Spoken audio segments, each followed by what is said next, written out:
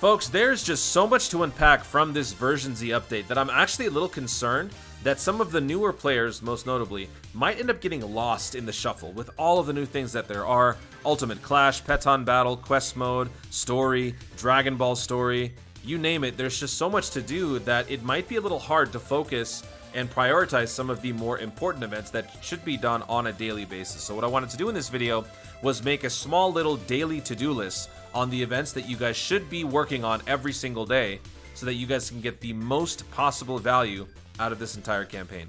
Let's start off by actually talking about one thing that you should be doing every single day that's not even an event. This is actually just a task that you should be doing.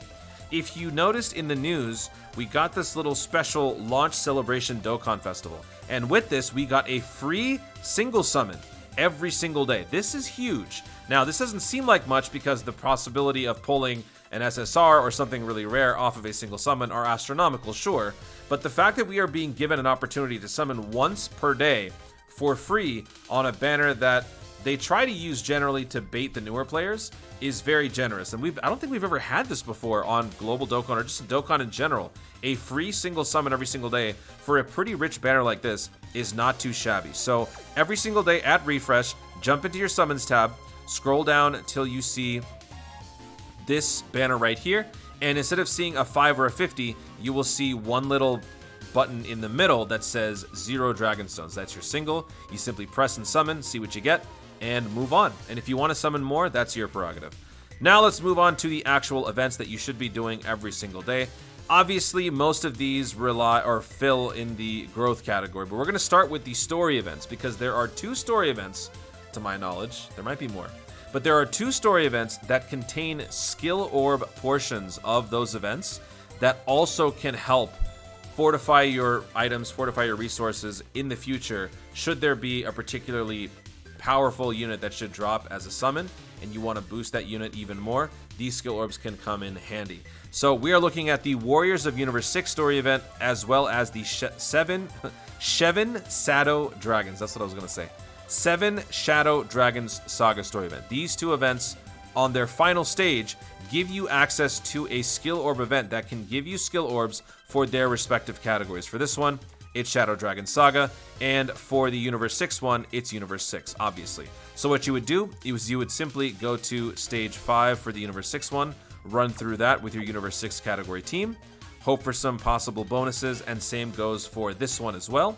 The final stage of this, which is stage 13, bring your Shadow Dragon Saga squad in here and see if you can get any extra bonuses while you run through the event. If you can pick up a couple gold skill orbs, they may not be useful for you right now if you don't really care about the category, but later on down the road, if we pull some new LR Super Saiyan 4 Gogeta Fusion unit for the 7-year anniversary or something crazy like that, you might have just pulled that gold skill orb that you could use for that unit down the road. And especially since we on Global get to see things in advance while JP actually goes through the motion, it's going to be even nicer to plan ahead for which units actually get those skill orbs that you work so hard to pick up. Those are the story events. These are not available on the growth tab, so you got to pay attention and find these 2 story events because literally every single event is available, so you're going to have to scroll through and find it. Now, moving on to the growth tab here, most of the events that need to be done every single day are on the growth tab. Obviously, they say once per day. Those are the ones that you definitely should be doing once per day because they hold a lot of value. This Roshi event, for example, can give you training items, a lot of Zenny, and can boost the link levels of your units. And I gotta say from personal experience, the rate at which the link levels have been boosting for my level 9s and 8s have been actually quite high. So it is possible to have some pretty decent luck on this event. All it takes is 30 seconds. You run 2 steps in, you fight Roshi, and you're done. So it's definitely an easy event to do. You don't have to worry about any sort of category boosting. There's no challenge whatsoever. You simply have to just go through the motion and get it done. Same applies to these 2 story events, or not story events, these 2 growth events, because they allow you to farm skill orbs of either the fusion category or for all types. And these 2 events are absolutely must runs as well. The fusion category is a pretty powerful category, and the most notable example of that is the LR Tech Gogeta. So if you want a good skill orb from this event, you're going to want to bring in as many... Actually, you know what? The category boost doesn't matter here. You can throw on a team of anyone that you want. In fact, I bring a team of Metacoolers, the free-to-play ones. You jump in, it takes 30 seconds, just like the daily event. and you would simply try to pick up as many copies of these gold, silver, or bronze orbs as you possibly can. The more you pick up, the better off you'll be, because whenever that unit shows up, you might have exactly what you need. Same goes for this one, only this is not available once per day. This is available once per week.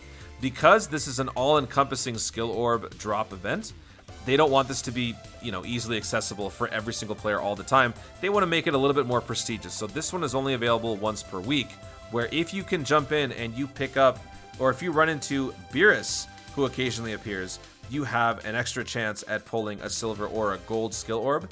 And I haven't had that much luck on this event too many times, but I think once or twice I have actually pulled a level 4 or level 5 gold skill orb from the event. So it is worth doing. Couple more stages here to look at. The hidden potential stages. These are going to be available, I believe, every single day for the duration of the campaign, from the 16th of January until the 7th of February.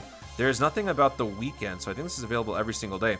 These hidden potential orbs are the lifeblood of Dokkan, because these orbs can make your units extra powerful. They can take a unit from simply having all paths open to a unit that can launch additionals, perform critical hits, dodge, and also have overwhelming stats against insurmountable odds. So these orbs are very important, and it's very rare that these types of events are available daily. So if you guys have not done these, do these every single day. It does get a little pricey on the stamina, especially for newer players. So if you need to, pace yourself out, because you will be able to get through all of these events throughout the day. It might take a little time, especially if you're trying to recharge your stamina the old-fashioned way, but it is worth it, because all of these orbs will pay off in the future, if not already right now. Couple more here. I think this is the last one. Once a week, the Pan event is also available. This Pan event is very unique because it allows you to gain a ton of massive, a massive ton of rank XP. Something is wrong with me today, and I'm just jumbling up my words. You can get a ton of rank XP on this event, and there are two stages. One that costs 100 stamina, one that costs 80 stamina. Not only that, you can also get some rare items, awakening medals, and you have a chance at pulling this LR.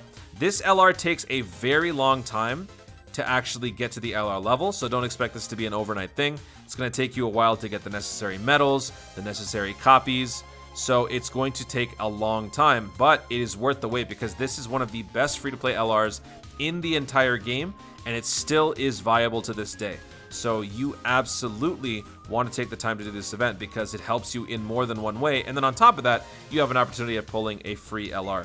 Once again, massive XP once every 7 days, 100 stamina.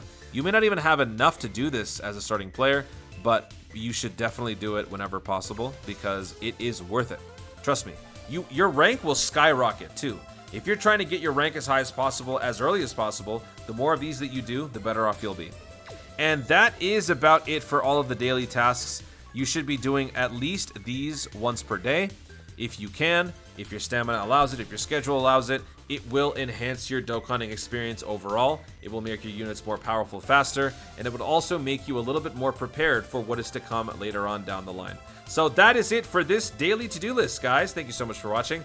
If you enjoyed the video, be sure to leave a like down below. Let me know in the comments if there's anything that I might have missed for those veteran players out there who are watching this video. And for those of you who are new, are you overwhelmed with all of the sheer content that is available, or have you been able to kind of pace yourselves and go through things methodically?